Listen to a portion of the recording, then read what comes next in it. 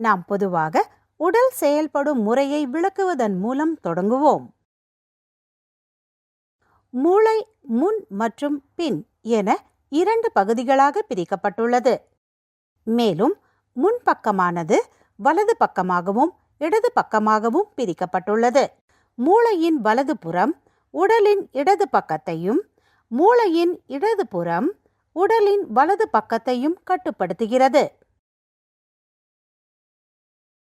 பின்புறத்தில் வாழ்வதற்கு தேவையான அனைத்து செயல்பாடுகளையும் கட்டுப்படுத்தும் பகுதிகள் உள்ளன.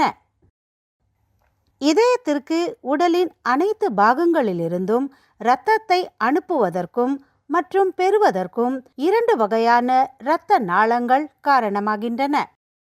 இதயத்திலிருந்து செல்லும் இரத்தம் உடலின் அனைத்து பாகங்களுக்கும் ஆக்சிஜனை அளிக்கின்றது. ஆக்சிஜன் வாழ்க்கைக்கு அவசியமானதாகும்.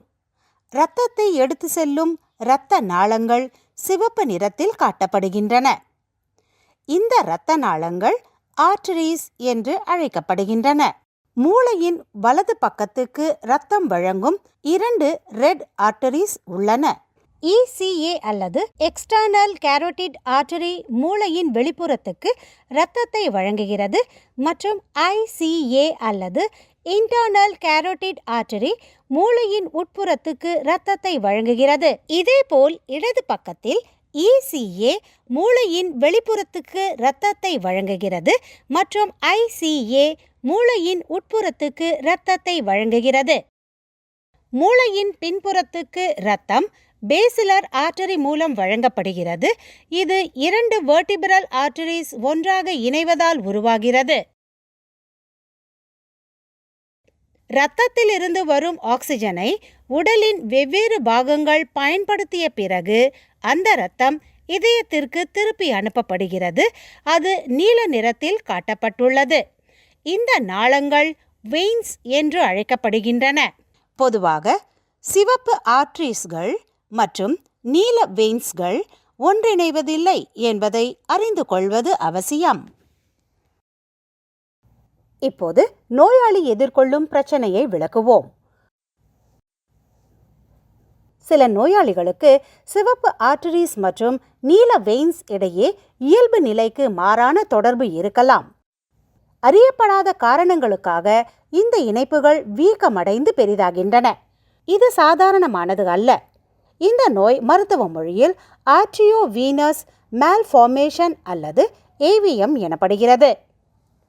ஒரு AVM ஒரு சிக்கலான முடிச்சு போன்றது. இது மூளையில் எங்கும் அமைந்திருக்கலாம். AVM 3 பகுதிகளை கொண்டுள்ளது. முதல் பகுதியில் சிவப்பு ஆர்டரி உள்ளது. அது இரத்தத்தை கொண்டு வருகிறது. மற்ற பகுதியில் நைடுஸ் எனப்படும் நரம்புகளின் முடிச்சு உள்ளது. மூன்றாவது பகுதியில் ஒரு நீல வெயின் உள்ளது. அது இரத்தத்தை வெளியே எடுக்கும். ஒரு AVM-இல் ஆர்டரி இயல்பை விட அதிகமான இரத்தத்தை கொண்டு வருகிறது. எனவே அதிக அழுத்தத்தில் உள்ளது. இதன் விளைவாக AVM சிதைந்து மூளையில் இரத்தப்போக்கு ஏற்படலாம். ஒரு AVM சிதைந்து மூளையில் இரத்த உறைவு ஏற்பட்டால் அதற்கு எவ்வளவு விரைவான சிகிச்சை அளிக்க முடியுமோ அவ்வளவு சீக்கிரம் அளிக்க வேண்டும். இது முக்கியமானது. ஏனென்றால் AVM சிதைந்தவுடன் அது மீண்டும் சிதைவடைவதற்கான அதிக வாய்ப்பு உள்ளது. மேலும் இது நோயாளியின் உயிருக்கு ஆபத்தை அதிகரிக்கிறது. AVM மீண்டும் எப்போது சிதையும் என்பதை நாம் கணிக்க முடியாது. இது அடுத்த சில நாட்கள், மாதங்கள் அல்லது ஆண்டுகளுக்குள் இருக்கலாம். நோயாளி பின்வரும் அறிகுறிகளை அனுபவிக்கலாம்: தலைவலி, வலிப்பு தாக்கங்கள், நினைவு இழப்பு. இந்த நிலையை சரிபார்க்க 3 வகையான டெஸ்டுகள் செய்யப்படலாம். CT ஸ்கேன் என்பது பிரச்சனையின் காரணத்தை கண்டறிய செய்யப்படும் முதல் டெஸ்ட் ஆகும். இரத்த உறைவு இருந்தால் CT ஸ்கேன் அதன் இருப்பிடத்தை கண்டறிய உதவும். நோயை கண்டறிய உதவும் பிற குறிகளையும் இது காட்டலாம். உடனடி தேவைக்கேற்ப ஒரு MRI ஸ்கேன் எடுக்கப்படலாம். அனுப்பும் ஆர்டரிஸ் நடுவில் இருக்கும் நைடுஸ் காலியாக்கும் வெயின்ஸ், அதிலிருந்து இரத்தத்தை வெளியனுப்பும் வெயின்களை அறிவதற்கு ஏஞ்சியோகிராம் டெஸ்ட் செய்யப்படும். ஏஞ்சியோகிராம் சோதனைக்கு ஒரு ஊசி பொதுவாக வலது காலில் உள்ள ஆர்டரியில் செலுத்தப்படுகிறது. இதன் மூலம் ஒரு கேத்தட்டர் டியூப் உடலின் பல ஆர்டரிகளை கடந்து மூளை வரை செலுத்தப்படுகிறது. கான்ட்ராஸ்ட் எனப்படும் ஒரு திரவ பொருள் பின்னர் கேத்தட்டர் டியூப் வழியாக மூளைக்குள் செலுத்தப்படுகிறது. இந்த ஏஞ்சியோகிராம் டெஸ்டில் மூளையில் உள்ள இரத்த நாளங்களை பார்க்க முடிகிறது.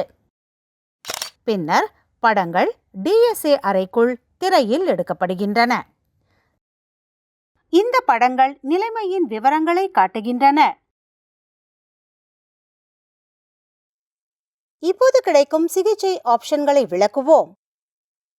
எங்கள் துறையில் இரத்த நாளங்களுக்குள் நடக்கும் ஒரு சிகிச்சையை நாங்கள் செய்கிறோம்.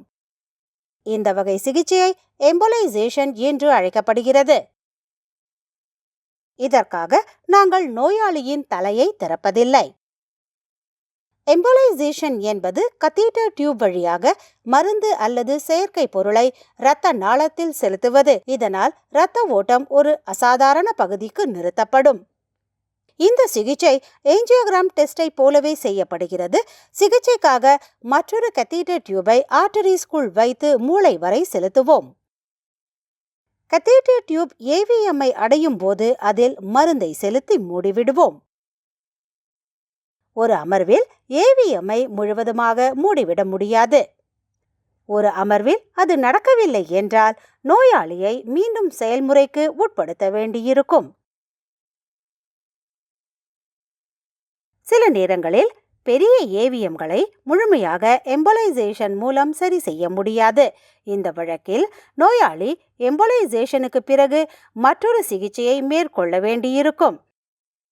இதற்கு 2 சிகிச்சைகள் கிடைக்கின்றன. அதன் முடிவு ஒவ்வொரு நோயாளியின் நிலையை பொறுத்தது. ஒரு மாற்று காமா நைஃப் சிகிச்சை, இது ஒரு வகையான ரேடியேஷன் தெரப்பி. மற்றொரு சிகிச்சை முறை சர்ஜரி. இந்த சிகிச்சையில் சில ஆபத்துகள் உள்ளன.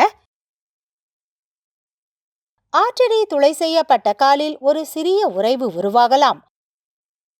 கத்தீட்டர் டியூப் செருகப்படும் போது மூளையின் ஆர்டரிஸ்களில் காயம் ஏற்படலாம். எம்போலைசேஷனின் போது ஏவிஎம் மீண்டும் சிதைந்துவிடக்கூடும். இது நடந்தால் நோயாளியின் நிலை மோசமாகிவிடும். ஏனெனில் இந்த சிதைவு மூளையில் இரத்த கசிவை ஏற்படுத்துகிறது.